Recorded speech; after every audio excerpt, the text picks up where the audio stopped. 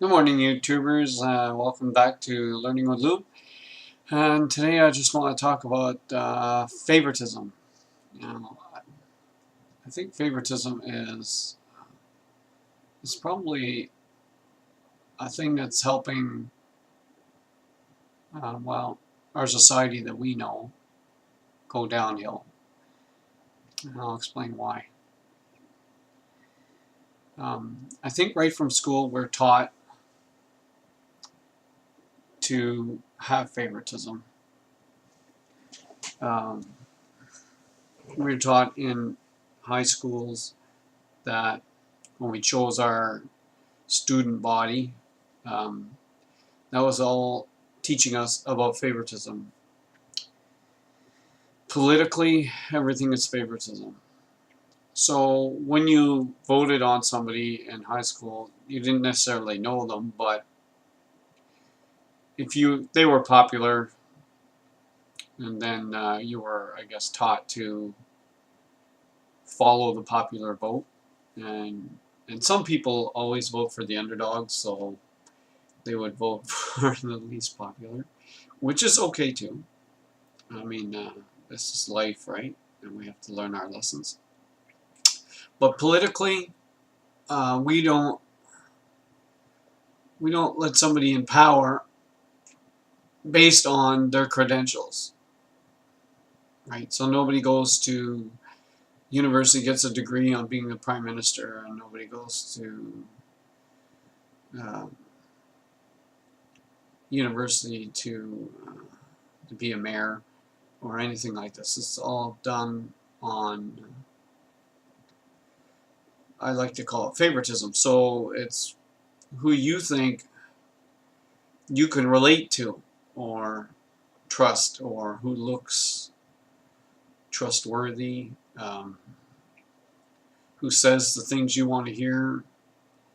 And this is what astounds me, is that every single politician says what people want to hear, but then when they get in power, they do the exact opposite. And people still haven't clicked in and figured that out yet, that if somebody says they're going to lower taxes, this is the last person you want to vote in, because he's going to raise taxes. I mean, it's just the way they are. They're not right in the head, and we keep letting them in. So it's kind of our fault too, right? But what are you going to do?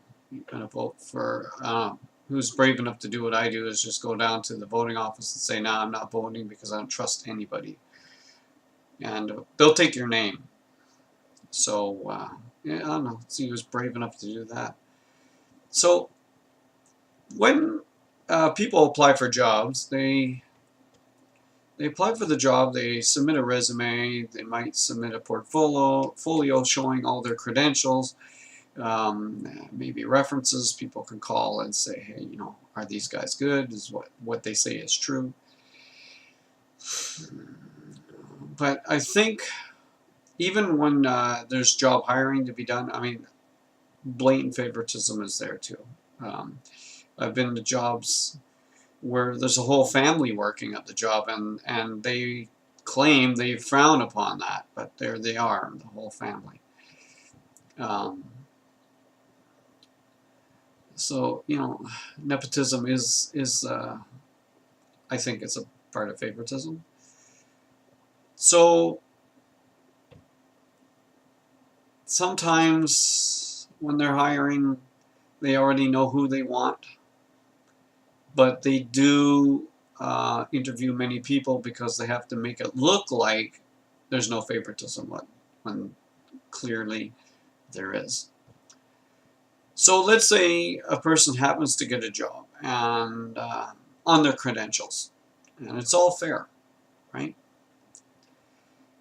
They're in that position for a while, and they have the opportunity to move to another position. Again, just like politics, even though that position may need certain credentials, that person might get that position based on favoritism and not credentials, which then leaves everybody around them in shock and awe, because worried that they have to be led by somebody who doesn't know what they're doing, kind of like our political system. And they're wondering why they couldn't get that job, because they do have the credentials, they do have the experience. So when a prime minister takes the job, they look to their friends, their buddies, whoever, to take on other jobs beneath them. And I'm just going to use this as an example. So let's say the financial expert under the prime minister probably doesn't have any clue about finances at all. He probably never went to university about finances. He probably never did a thing about finance. Even the military, the person didn't necessarily serve in the military or knows anything about the military, but he's going to run the military. So this is all based on gut feel, favoritism, and so on. And then what they do is they hire a bunch of so-called experts that will help them or assist them, and I don't know how much they listen to those experts, or I think that there's a lot of people running the show that we don't even know who they are, and the prime minister and everybody else are just focuses of blame, like they're just targets, and the real people behind the scenes stay anonymous. So this person gets the job or promoted, and they didn't have the qualifications or anything, but they're good friends with their buddies. Now, I've been in the military, and I've seen this in the military also, where you couldn't get promoted unless you had the credentials. So, and they, depending on your boss, if he wants you to get promoted or cares about your career or whatever, so he could send you on the right courses that you need to get promoted. And you think that this is all fair, and you do well on the courses, and you think that that's really what they want, because they tell you if you keep doing well on your courses, there's no stopping you, you're going to go up through and get promoted. Well, that's not necessarily true. So you soon find out that, again, favoritism comes into play. So yes, they're going to send you on the courses that you want and you need, because they have to look good to their bosses that they're helping their people. But really, again, the favoritism comes into play. So who are they going to promote? The people they like. So I learned a long time ago, by watching people and their behavior, that if you want to get promoted, I don't care where it is, if you want to get promoted, kissing your boss's butt is not the answer. Kissing your boss's butt, now that is going to get you far, because your boss didn't get to where that person is by saying no. So if you become good buddies with that person's boss, and that person's boss says, well, why aren't they being promoted? Why aren't they being pushed up?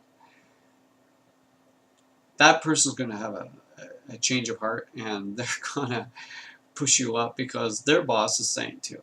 So they're not going to say no to that boss. And then they look good to that boss, and they'll likely get promoted. So I've seen that both in the military and the civilian world, that if you want to go far up, you kiss not your boss's butt, but your boss's butt. And I proved that one posting in the military. I told the people that were under me that I'm going to leave promoted, and that's the end of it. And I told them how I was going to do it, and how I was going to do it was I was going to do that. I was going to kiss my boss's butt. And I told them that every time I would do something, I would let them all know what I did and when I did it. So I'd be going like, I just came from their office, and I told them how great an idea they had, and I thought they were the best. And every time this happened, I would tell them all this, and sure enough, I left with a promotion. So it had nothing to do with working harder, getting better grades, and so on. It was just knowing who to be buddies with. And I think that this is where the whole system is flawed.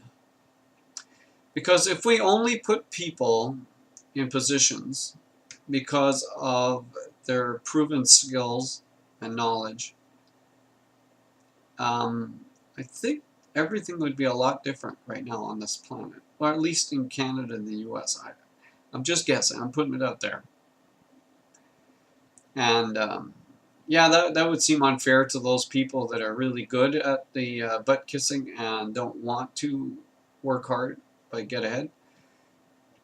And you know, we all work hard, I guess, if we want to.